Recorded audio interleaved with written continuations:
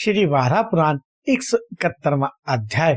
सुग्गे का मथुरा जाना और वसुकंठ से वार्तालाप। भगवान वारा कहते हैं, वसुंधरा इस प्रकार गोकर्ण ने शब्द से मथुरा स्थान के बदले उस सुग्गे को प्राप्त कर मथुरा नगर के लिए प्रस्थान किया और वहां पहुंचकर उस तोते को अपने माता पिता को सौंप दिया और उसका परिचय भी दे दिया। फिर कुछ दिनों के बाद वह व्यापार करने के लिए उस तोते को अपने साथ लेकर अपने सहकर्मियों के साथ समुद्र मार्ग से चल पड़ा। इसी बीच एक दिन प्रतिकूल वायु चलने से समुद्र में सहसा भयंकर तूफान आ गया, जिससे सभी पौध यात्री घबरा गए और गोकर्ण को लक्ष्य कर कहने लगे, कोई निकृष्ट एवं पापी व्यक्ति इस जहाज पर चढ़ गया है, जिसके कारण हमारी यह दुर्दशा हुई है एवं हम सभी मरे जा रहे हैं। गोकर्ण के तोते के सामने अपनी दयनीय स्थिति रखी और कहा कि उत्तीर्ण व्यक्ति की बड़ी दुर्गति होती है। यहाँ जहाज में जितने व्यक्ति हैं उनके बीच मैं ही अकेला सबसे पापी हूँ। अब क्या करना उचित है यह तुम ही जानते हो। तोते ने कहा, पिताजी आप खेद ना करें, मैं भी एक उपाय करता हूँ। इस प्रकार गोकर्ण को आश्वासन देकर वह तोता उड़ा और ध्रुव की ओर उत्तर दिशा में बढ़ता गया।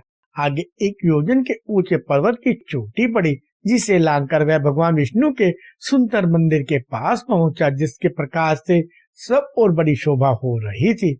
उसके भीतर प्रवेश कर उसने कहा, यहाँ यह कौन देवता विराज रहे हैं? मैं उनसे जानना चाहता हूँ कि अपार कठिनाई को पार करने वाले पुण्य आत्मा पुरुष की भांति मेरे पिताजी इस घोर समुद्र को कब पार कर सकेंगे।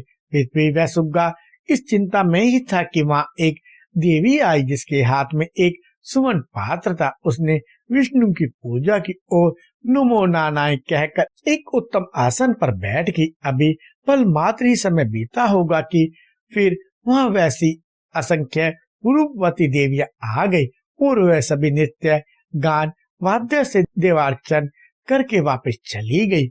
वहीं जटायु के वंश के कुछ पक्षी भी थे। उन्होंने उस सुग्गे से पूछा, तुम यहाँ कैसे पहुंचे, क्योंकि अगाध जल से परिपूर्ण समुद्र को पार करना साधारण काम नहीं है। इस पर तोते ने उत्तर दिया, मेरे पिताजी वायु की तेज गति से समुद्री जहाज पर बड़ी कठिनाई का अनुभव कर रहे हैं। उनकी रक्षा के लिए ही मैं यहाँ आया हूँ। आप लोग कुछ प्रयत्न करें जिससे वे सुखी हो जाएं। पक्षीगण बोले, जिस मार्ग से हम चले तुम उसका अनुसरण करो। हम पाद विन्यास से ही समुद्र में चलकर चोंचों से मकर नकरादि का संहार कर डालेंगे। इससे तुम्हारे साथ तुम्हारे पिताजी भी समुद्र तर जाएंगे। अब वह तो उन पक्षियों के पीछे पीछे चलता हुआ गोकर्ण के पास पहुंचा और उनके प्रयास से गोकर्ण समुद्र से बाहर निकल गया। वहां पहुंचकर वह उसी देव मंदिर के सामने गया, जहां कमलों से सुशोभित एक सरोवर था, जिसकी सीढ़ियां मणियों और रत्नों से बनी थी। गोकर्ण ने उस सरोवर में स्नान कर देवताओं तथा पितरों का तर्पण किया। फिर मंदिर में जाकर भगवान केशव की आराधना कर वह प्रभु रत्नों द्वारा संपन्न उस पंचायतन मंदिर में तोते के साथ एक और छिप गया। इतने में ही वे देवियां, जिन्होंने पहले उस मंदिर में देवार्चन किया था, वहीं पुनः आ गई और देव पूजन करने लगी। फिर उनमें से एक प्रधान देवी ने कहा, सखियों, ब्रह्म में निष्ठा रखने वाले गोकर्ण के खाने के लिए दिव्य फल और पीने के लिए उत्तम जल प्रदान करो, जिससे 3 महीनों तक इसकी तृप्ति बनी रहे एवं इसके शोक मोह तथा पाप भी नष्ट हो जाएं। इस पर उन देवियों ने सब कुछ वैसा ही किया। गोकर्ण ने कहा, तुम निश्चित एवं निर्भय होकर इस स्वर्ग के समान सुखदायी स्थान में तब तक निवास करो जब तक तुम्हारा काम सिद्ध ना हो जाए। और फिर वे वहां से चली गई। अब गोकर्ण वहां इस प्रकार रहने लगा मानो मथुरापुरी में ही हो। कुछ समय के पश्चात उसका जहाज भी संयोगवश किनारे लग गया।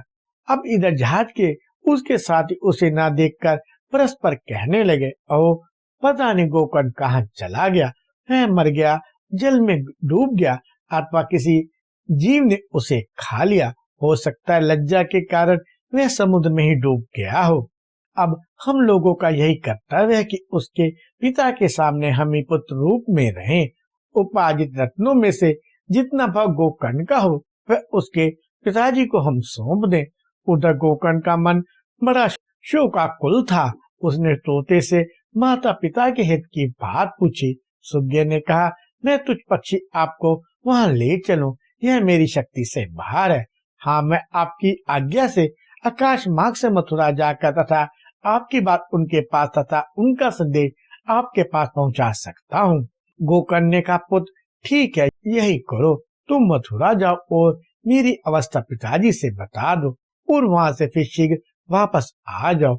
अब वह सुग्गा मथुरा पहुंच और गोकर्ण की सारी स्थिति उसके पिता से बता दी। इस विषम परिस्थिति को सुनकर माता पिता को दारुण दुख हुआ और बहुत देर तक उनकी आंखों से अश्रुधारा गिरती रही। फिर उस सुग्गे के प्रति उनके मन में बड़ा स्नेह हुआ। उन्होंने कहा, विहंगम, तुम्हारे धर्म के अनुकूल नीतिपूर्ण विधान कहकर हमारे जीवन रक्षा के लिए यह उत्तम कार्य किया है। वसुंधरा, इस प्रकार उस पक्षी ने अपनी बुद्धि एवं विद्या के बल से पुत्र शोक के कारण अत्यंत दुखी गोकर्ण के माता पिता को पूर्ण शांति प्रदान की। इधर गोकर्ण के 20 साथी भी वसुकर्ण के पास प्रभुत्व रत्न लेकर आए। उनके पास अतुल रत्न राशि थी, अतः वसुकर्ण के प्रति उन सब ने पुत्र जैसा ही व्यवहार किया और फिर उसकी आज्ञा लेकर वे अपने अपने घर गए।